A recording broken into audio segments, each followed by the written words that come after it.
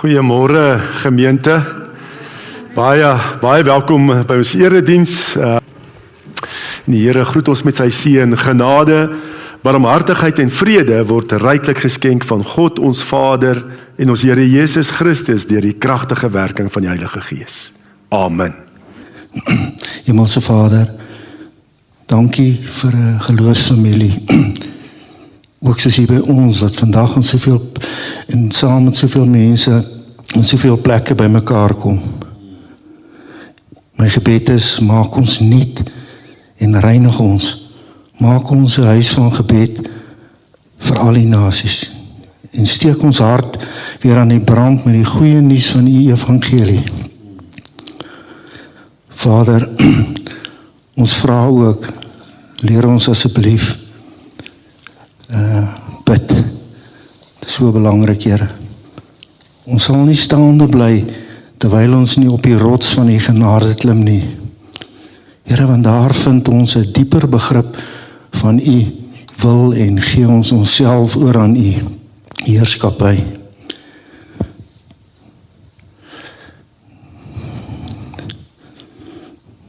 Here Jesus, dit raak my so in die gedeelte wat ons vandag, wat Stefan vir ons die boodskap gaan bring in Lukas 2.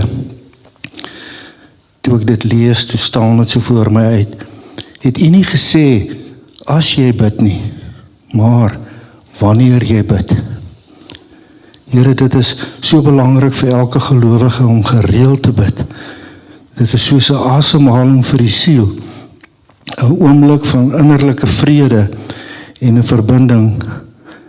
Here, dankie u dat u 'n kragtige sleutel in ons hande geplaas het. Ons durf dit nie ongebruik en vergete iewers in 'n laai los nie.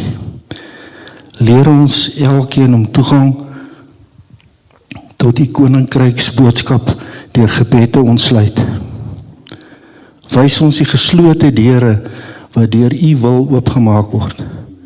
Leer ons asseblief om self te bid en nie om altyd te wag dat ander namens ons moet bid nie. Leer my, Heer, wanneer ek bid. Heer, en ek bid dit nie vir myself en ek glo ek dalk vir ander. Heer, as wanneer ek bid, laat u wil geskied, om nie vas te klou aan my eie wil nie. Maak my asseblief vol van u gees, dat u wil my wil sal wees, en ek met oorgawe sal bid, laat u wil geskied. Here, ek dink aan Stefan se boodskap uit Lukas 11 vanoggend. Waarom is gebed vir die Christene nodig? Ons bid vir Stefan as instrument in die hand, en dat hy duidelik deur hom sal spreek. En dat die Heilige Gees, dat hy op 'n spesiale manier sal beweeg as hy die boodskap onder ons bring.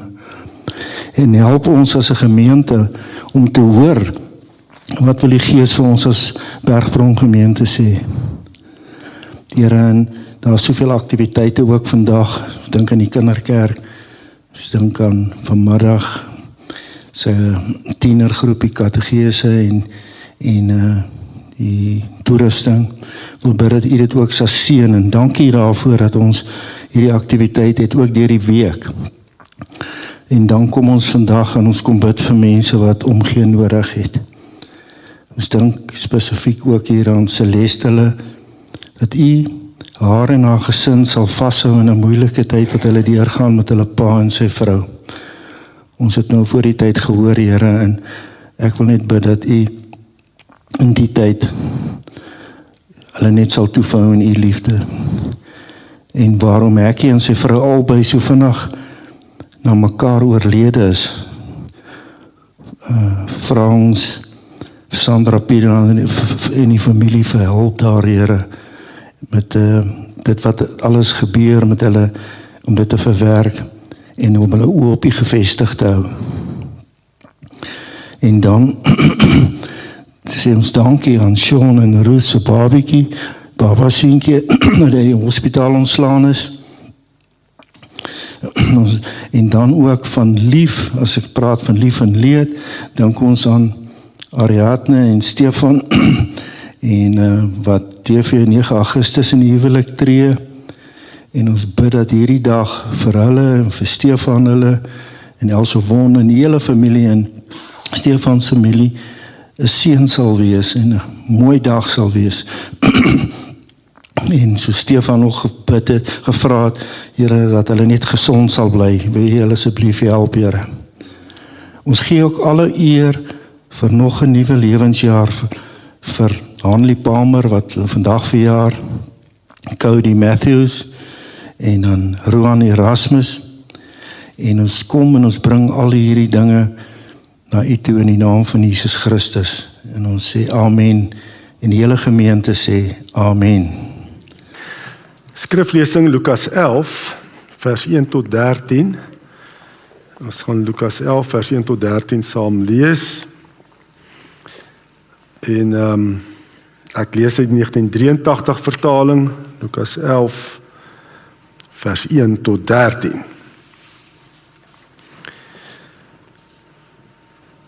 En ek gaan ook uit ons belydenis Heidelbergse Katekismus vraag en antwoord 116 ook lees. Lukas 11 vanaf vers 1. Jesus was ergens op 'n plek besig om te bid. Toe hy klaar was, sê een van sy disippels vir hom: Here, leer ons bid, soos Johannes ook sy volgelinge geleer het. En hy sê vir hulle: Wanneer julle bid, sê dan: Vader, laat U naam geheilig word, laat U koninkryk kom. Gee ons elke dag ons daaglikse brood en vergeef ons ons sondes, want ons vergewe ook elkeen wat teen ons oortree. En laat ons nie in versoeking kom nie. Verder sê hy vir hulle: Sien nou een van julle het 'n vriend en jy gaan in die middel van die nag na hom toe en jy vra: Vriend, leen my bietjie 3 brode. Want 'n vriend van my wat op reis is, het by my aangekom en ek het niks vir hom voor te sit nie. En die ander antwoord van binne af: Moet my nie lastig val nie. Die deur is al gesluit en ek en my kinders is al in die bed. Ek kan nie opstaan om dit vir jou te gee nie. Ek sê vir julle, al sou hy nie opstaan en dit vir hulle gee, omdat hy sy vriend is nie, sal hy tog opstaan en hom alles gee wat hy nodig het, omdat hy hom nie skaam om aan te hou vra nie. Ek sê vir julle, vra en vir julle sal gegee word, soek en julle sal kry, klop en vir julle sal oopgemaak word. Elkeen wat vra, ontvang, en elkeen wat soek kry, en elkeen wat klop sal oopgemaak word. Is daar 'n pa onder julle wat as sy seun vir hom 'n vis vra, vir hom 'n slang sal gee in plaas van die vis? Of as hy eier vra, vir hom 'n skorpioen sal gee? As julle wat sleg is, dan weet om vir julle kinders goeie dinge te gee. Die Vader in die hemel nog meer, nog baie meer. Hy sal die Heilige Gees gee vir die wat vra. En dan in ons belydenis word die vraag gevra. Vraag 116 van die Katekismus: Waarom is die gebed vir Christene nodig? En dan bely ons soos wat ons leer uit die woord, omdat dit die vernaamste deel van die dankbaarheid is wat God van ons eis, en omdat God sy genade en Heilige Gees alleen aan hulle wil gee wat hom met hartlike versigtinge sonder ophou daarom bid en daarvoor dank. Ja, ek dink gebed die afgelope tyd het ons baie meer bewus geraak van die belangrikheid van gebed. Nou dink my die verkiesing, hoe het ons gebid ook saam, dat dit vreedsaam sal verloop, en die Here het geantwoord, en ook die regering van nasionale eenheid. Ons het 'n verwagting, maar ons weet die regering nog steeds baie voorbidding nodig, en ons bly ook bid. En oor die algemeen ook, ek meen wat ons ook nou gesien het, die video's wat ek gesien het die afgelope tyd ook hierdie week, oor hoe Christene opgestaan het ook daar in Parys, om saam te bid en die Here se naam groot te maak. Gebed is so belangrik. Dit is regtig belangrik dat ons ook elke keer sal besin oor die noodsaaklikheid, die vereistes en die inhoud van gebed. Dit is so belangrik dat ons sal besin daaroor. Hoekom moet ons bid? Wat is die inhoud? Wat is die vereistes van gebed? Ons lees dat Jesus het reg deur die nag gebid. Lees ons in die evangelies. Reg, as dit vir hom so belangrik was, wat self ook God was. God se seun Jesus, As hy deur die nag, dan is dit vir ons ook, verseker, belangrik. En dan lees ons ook dat Jakobus sê, dat julle bid, maar julle ontvang nie, want julle bid verkeerd, nee? Jakobus 4 vers 3, so mens kan ook verkeerd bid. Maar dan sê hy tog ook, nee, Jakobus 5 vers 16, die gebed van 'n gelowige het 'n kragtige uitwerking. Nou as 'n gebed 'n kragtige uitwerking het, dan moet ons dit vasmaak. Weet waaroor gaan gebed? Wat is die regte gesindheid? Wat is die inhoud van gebed? En as dit 'n kragtige uitwerking het, nee, dit wat ons hier bid, dan moet ons ook kyk na die verskillende aspekte van gebed, vanuit die woord en ook ons belydenis, wat vir ons riglyne gee, hier in hierdie Sondagafdeling ook oor gebed. Kom ons kyk na die verskillende aspekte van gebed. En die katekismus vra, nee, waarom is die gebed van Christene nodig? Vra dit, want daar's baie mense wat dink gebed is nie nodig nie. Baie mense besef nie die noodsaaklikheid van gebed nie. Nee, dit is, jy kry jy amper net hierdie autopilot gebede, nee, ek het al baie keer gesien, mense, hulle kom by mekaar, dan open hulle met gebed en sluit met gebed, maar daar's nie innige gebed nie, is amper net so deel van, dis hoe ons dit doen, ons begin met gebed, dit is goed, maar baie keer voel ek nie daai innigheid nie, nee, dit is meer, dis maar hoe ons dit hier doen, dis maar deel van ons tradisie. Want gebed is noodsaaklik en ons moet besef, want baie mense ontken die noodsaaklikheid van gebed. En ek wil gou 'n bietjie kyk, wat sê mense, hoekom is gebed eintlik nie so noodsaaklikheid nie. Hulle sê, maar God is alwetend, die alwetendheid van God. Hoekom moet ons bid? God weet tog alles.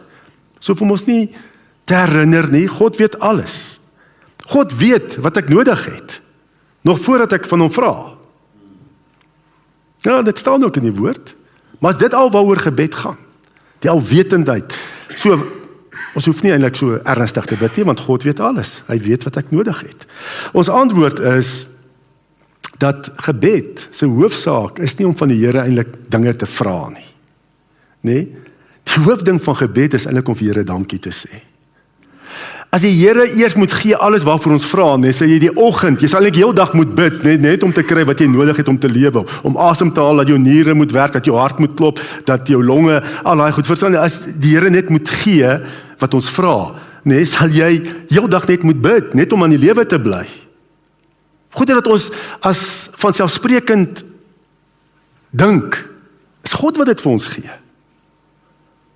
En tog ook, nee, ons verhouding met God word vergelyk met 'n vader en 'n kind. Nou dink bietjie ons aardse paas en ouers. Wil ons hê ons kinders moet net met ons kom praat as hulle iets nodig het, of ons te vertel wat hulle nodig het? Is dit die hoofsaak van kinders se kommunikasie met jou as ouers? Om net vir jou te vertel, nee, dit gaan oor baie meer. Ek dink die belangrikste ding van gebed is dankbaarheid, nee, dank en prys, dat God is in my lewe, dat ek 'n Vader het in Christus. Dit is die belangrikste ding, nie wat ek kan kry nie. God gee het sommer verniet, maar dank en prys. Ek weet, ek as ouer, as my kinders dankbaar is, nee, dit raak my hart. As hulle dankbaar is, dat ek hulle pa is, dat ek vir wat ek vir hulle doen. Nee, dit doen 'n ouer se hart baie goed. So, gebed, die vernaamste is ons dankbaarheid. En om ook vir Here te sê hoe afhanklik is ons van hom. Dis die hoofinhoud van gebed. Here, ek kan nie sonder U nie. Ek kan nie hierdie dag sonder U nie. Nee, my dag is te besig. Weet jy wat? My dag is net te besig om nie te bid nie. Ek het die Here nodig vandag. Hoe besiger my dag is, hoe meer het ek hom nodig. Meer afhanklik. En ek kan my hart in gebed, net is nie net om te vra, ek kan my hart uitstort voor die Here. En vir hom sê, wat my pla, en wat my bekommernisse is, en al hierdie dinge, nee. Weet my hemelse Vader, luister, ek dink ook aan my kinders, nee. Nou, ek so blankbaar, Elsewon en Ariadne is nou al van hier in die middel van Woensdag, was hulle nou nie huis nog. En het is my lekker as hulle net vertel, wat by die werk aangaan, en ook bietjie klaar oor die baase, en wat ook al, nee, goeters, en jy gee maar raad, waar jy dink uit jou ondervinding, jy het nie oplossing vir alles nie, maar hulle vertel vir jou, wat in hulle lewens aangaan. En jy sê maar hier dit en jy sê maar dat, man, ons is dankbaar jy te werk en al die dinge in goeders, nee. Dit is om uit te stort voor die Here. Jou hart intiemste hartsgeheime met die Here te deel. Dis die belangrike ding van gebed. Nog 'n rede hoekom mense ontken die noodsaaklikheid van gebed, sê die onveranderlikheid van God. God is mos altyd dieselfde. Hy is onveranderlik. Nou hoekom moet ek bid? Hoekom is dit dan nog nodig om te bid? Ek kan tog nie God se onveranderlike raadsplan verander nie. Net die mense sien God eintlik soos die heidene in noodlot sien. As die noodlot jou slaan, is maar die nood, jy kan niks daaraan doen nie. So sien ons baie keer as Christen, selfs God ook, amper as 'n noodlot. En ja, Bybel sê God is onveranderlik, Jakobus 1 vers 17 byvoorbeeld, maar is 'n onveranderlikheid van 'n hoër orde as wat ons kan begryp. God se onveranderlikheid is bietjie bokant ons sondige en verdorwe, verduisterde verstand. Dis 'n bietjie hoër, die veranderlikheid. Jesaja 55 vers 9, soos die hemel hoër is as die aarde, soos my optrede verhewe bo julle optrede, en my gedagtes bo julle gedagtes. Soos 'n onveranderlikheid wat ons nie lekker kan uitsorteer as mense nie. Dis bietjie hoër.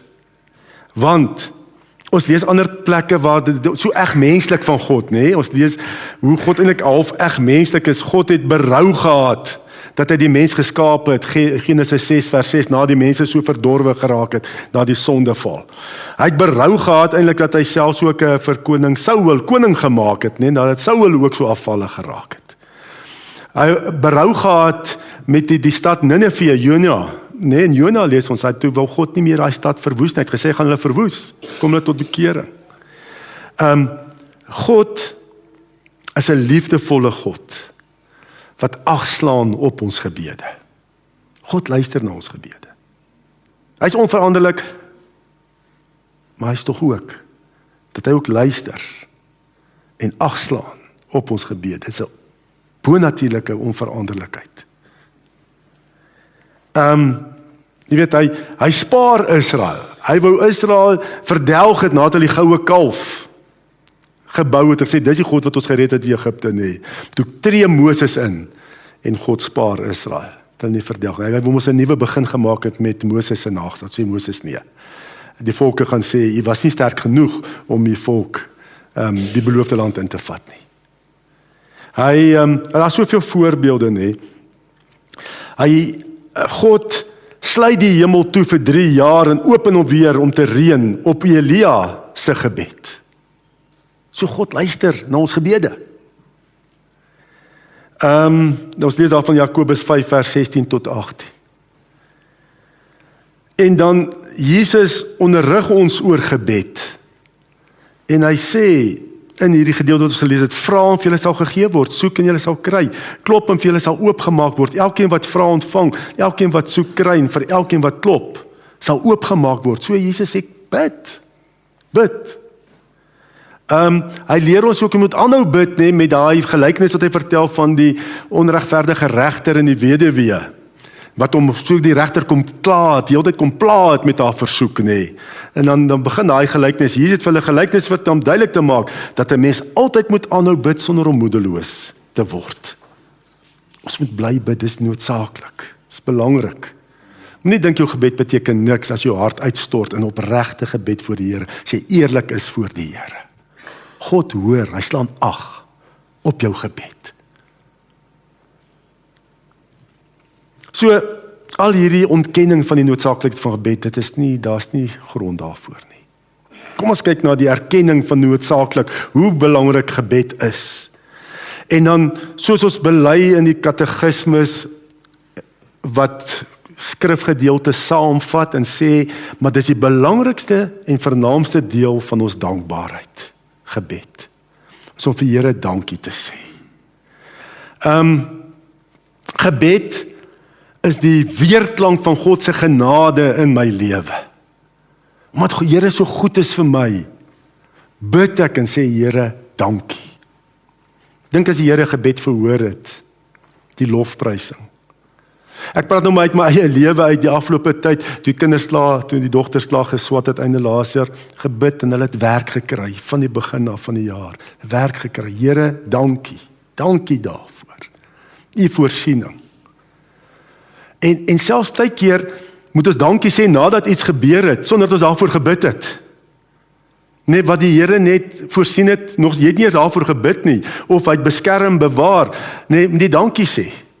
Ek onthou een keer, ek was op pad Brits toe, my ouers nog in Brits gebly, en dis nou enkel pad, en dan kom so bult, net so blinde hoogte, en dit so half skemer, en toe ek nou so nader kom, toe voel ek net ek moet spoed verminder. Ek weet nie hoekom, iets sê net vir my, maar dis die Heilige Gees.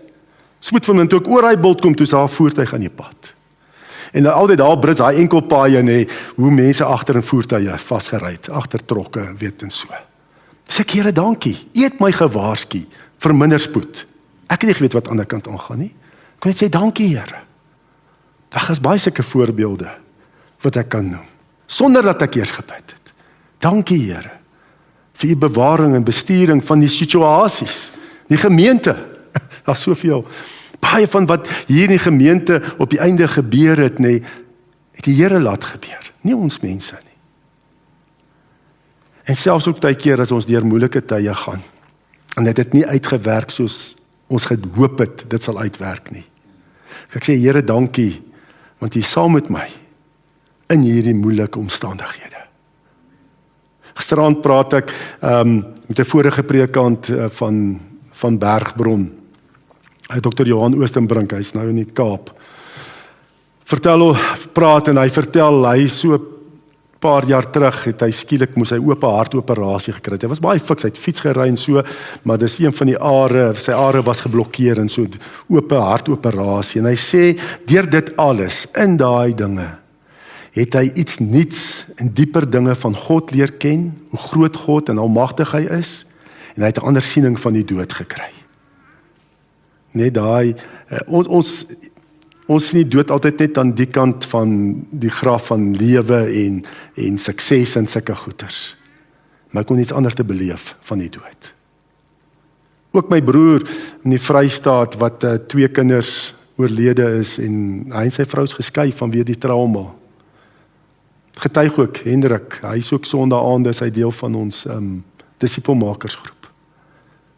Hoe hy ook God se teenwoordigheid in sy lewe ervaar en sy leiding. Prioriteite verander. So God verlaat jou nie en laat jou nie in die steek nie. Hy is by my. Altyd. Selfs in daai situasies. En 'n dankbare lewe sonder gebed is onmoontlik. Want hoe gaan jy vir Here dankie sê? As ek net vir my vrou sê ek is dankbaar, ek net vir Elsje Marie sê hoe dankbaar ek is oor wat sy, gaan sy dit nie weet nie. En dan kan ek sommer agterkom, sy maak sulke snaakse opmerkings, as ek nou lekker geëet het en ek het nie iets gesê nie. Maar dis tog hoe jy dankbaarheid wys, is om te sê, vir Here te vertel, en om eer te gee. Here, ek het nie eens gebid vir dit wat nou, hoe jy my bewaar het nie. Dankie daarvoor. U is my God, my beskermer. En dan gryp jy na die woord wat God alles sê in sy woord van hom, sy beloftes. Dankbaarheid en gebed loop hand aan hand. En dankbare gebed is 'n teken dat jy gered is. Dit is absoluut 'n teken dat jy gered is. Baie, die Here se reën val oor gelowiges en ongelowiges.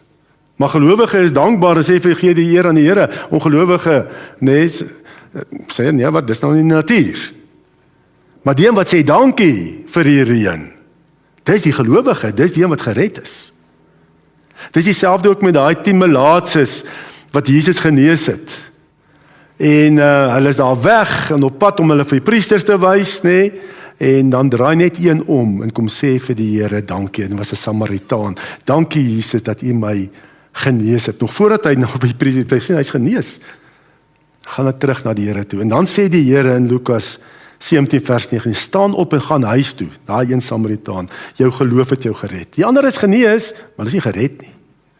So dankbare gebed is 'n teken van dat jy 'n kind van die Here is, dat jy gered is, dit het te doen met jou redding.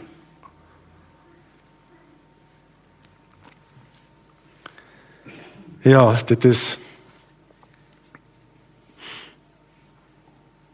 En dan verder beveel die Here vir ons om te bid.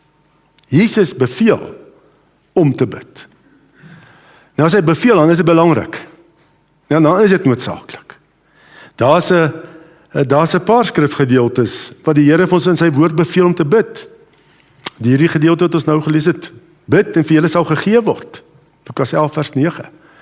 Volhard in gebed, wees daarby waaksaam en dankbaar en bid tergelyktydig ook vir ons. Bid dat God vir ons 'n deur vir die woord oopmaak. Kolossense 4 vers 2 en 3. Bid geduldig. 1 Tessalonisense 5 vers 17. Bid geduldig. Dit wil die Here sê, bid. Bid, jou hele lewe moet 'n gebed wees. Jy weet, eintlik daar waar jy beweeg, in die verkeer, praat met die Here.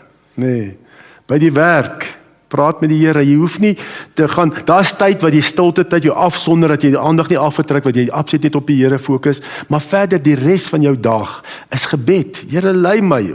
Nou wiskunde. Nee, wiskunde klas wat nou voor lê. Die onderwyser vra, Here, help my, gee my insig, maak my verstand oop. Nee, Jean-Roux, jy lyk nou sommer vaak. Nee, net nou ek praat van wiskunde. Here, maak my wakker in die klas. Hou my wakker in die klas. Nee, gaan. Bid geduldig, bid heeltyd. Nou sê, daar's mense wat beswaar het teen gebed op bevel, dat ons beveel word om te bid. Sê, dis skynheilig. As ek net bid omdat ek beveel word, dis skynheiligheid. Ek moet net bid wanneer ek so voel. Dan is ek opreg. Bid net wanneer ek so voel. Dit gaan nie werk nie. As ek net moet bid wanneer ek so voel, sal die duiwel in die wêreld baie dinge op my pad plaas dat ek nie so sal voel nie. Ek sal heeltyd kwaad wees vir almal om my. Nee, in die verkeer of waar ook al. Nee. Satan sal sorg dat jy nie so voel nie in die wêreld. En hoe verander mens dit? Om gehoorsaam te wees, sê, Here, ek voel nie nou om te bid nie. Maar verander my hart. Dis hierdie wat nie voel om te bid nie. Sê vir Here, verander my hart dat ek sal wil bid. Dat ek 'n geestelike herlewing sal kry. En sal smag na U toe. Sê dit vir die Here. Jy weet dat daar soveel versoekings, veral versoekings nê. Dis reeds dan wat jy moet bid. As hy versoeking kom. Jy voel nie lus om te bid as 'n versoeking kom nie, maar dan moet jy bid. As jy sien, daai versoeking val weg, hy het nie krag oor jou nie. Dit is so 'n probleem. Deesdae ongelukkig met almal selfone, nee, maar op die social media. As jy sien, dan's daar iets wat jy wil lei, kom ons sê pornografie in. Jy's nie dan lus om te bid nie, maar dan moet jy bid. Want dan sal dit jou nie lei in pornografie. As jy met die Here oor hierdie ding praat nie, jy sal dadelik skiep of uitvee of wat ook al. Dis dan moet jy bid, want jy nie so voel nie. Ook oor enige situasie waar die versoekings kom. Versoeking weer om daai sjokolade te eet. Nee, dan gaan ek voel nie lekker nie, maar as ek sjokolade eet, dan gaan ek hom lekker voel, nee. Nee, daai versoeking kom nie, weet jy dit nie nodig nie, nee, hoë bloedsuiker en ek nie, dan moet jy reeds bid, Here, vat hierdie ding weg. Ja, die Here maak my lus vir hy wortel. Dis dan wat jy moet bid. Jy voel nie so nie, jy dink sjokolade is die antwoord. Nee, God is die antwoord. Dis dan wat jy moet bid. En hoe meer jy bid, hoe meer sal jy ook wil bid. Dit is hoe dit werk. Meer jy bid, wil jy later nie meer sonder die Here nie, en jy gaan meer en meer bewus raak van wat die Here doen, en hoe hy geantwoord het, hoe hy uitkoms gee, hoe meer jy bid. Raak jy bewus van God se optrede in jou lewe. Dat hoekom het ek spoed verloor? Dis die Heilige Gees wat my gewaarsku het. Here, ek eer U. Ek het dalk het die storie al vertel, maar in die weermag die vryval kursus gedoen. Nou jy spring uit, dan val so 'n hele groep wat nou saam uitspring uit die vliegtuig, en dan sien jy bymekaar en doen dinge en goeters. Dan voordat jy valskerm oopmaak, moet jy wegtrek deur die lug, weg uit mekaar uit, want as jy bymekaar ooppak, dan is die goeters in mekaar in, en dan val almal grond toe. die valskerms en so. En ek trek weg uit die groep uit, en ek trek weg, en ek kom my 3 sekondes, en ek wil oopmaak, maar ek voel net, nee, ek gaan nog bietjie verder weg. En ek gaan bietjie verder weg. En ek maak oop en gaan land. En toe op die grond kom, die instrukteur, hou ons so deur so 'n teleskoop ding, hou ons dop, want hulle merk jou elke sprong. Hy sê vir my, fantasties, ek was nie 'n natural nie, dit kan ek erken, ek was glad nie 'n natural, jy kry mos hierdie binnelandse surfers, wat valskerms spring, ek was nie so ou nie. Hy sê vir my, man, wonderlik, ek so beïndruk met jou, jy is so bewus oor wat in die lug om jou aangaan, want jy het getrek, en toe is daar iemand onder my, wat wil oopmaak, net dan val jy deur sy valskerm, en toe trek ek verder weer weg. Hy sê, ek het getrek, en toe is toch, hier's groot moeilikheid, en toe sê, daar gaan ek weer verder. En toe maak ek oop. Toe weet ek, is nie ek nie, dis die Here. Die eerste keer, ek nou 3 sekondes, en weer 'n keer 3 sekondes. Hoekom? Dis die Here. Ons so gesterf vir daai dag. Eer aan die Here. So, hoe meer jy bid, hoe meer bewus raak jy van God se optrede in jou lewe, sonder dat jy eers daarvoor gevra het. Hoe God voorsien het en gesorg het. En jy raak dankbaar. Dankbaar. En hoe meer jy bid, kom die Heilige Gees ook. En hy kom vul jou lewe. Dis mos wat Jesus hier sê, as julle wat sleg is, dan weet om vir julle kinders goeie dinge te gee. Die Vader in die hemel nog baie meer. Hy sal die Heilige Gees gee vir die wat vra. Gebed het met geesinvulling te doen. Hulle sê, gebed is die vrug van 'n diep geestelike lewe. En 'n geestelike diep lewe is die vrug van ons gebede. So die werk aan mekaar. Hoe meer jy bid, hoe dieper geestelik gaan jy, en hoe dieper geestelik is, hoe vuriger en dieper bid jy. Dit werk saam. So as jy dalk nou in jou lewe pad met die Here op 'n punt is, wat jy voel maar jou gebedslewe is dood. Nee, jy kan nie deurbreek na die Here toe nie. Sê dit vir die Here. En bly bid. Bid gedurig, bly bid en sê, Here, ek soek U. Die Here sê, nader tot my en ek sal tot jou nader. Dis 'n belofte wat hy gee. Bly nader. Klop, sal oopgemaak, vra, sal gee. Bly dit doen. En wees opreg voor die Here. Sê, Here, ek ervaar nou 'n doodsheid in my siel. Weet Augustinus het gesê, gebed is die lewe van die siel. Ek hoop ek het nou reg aangehaal. Maar gebed, weet, is die asemhaling. Ja, ek dink dis dit. Gebed is die asemhaling van die siel. Hoekom moet jy asemhaal? Om te kan lewe.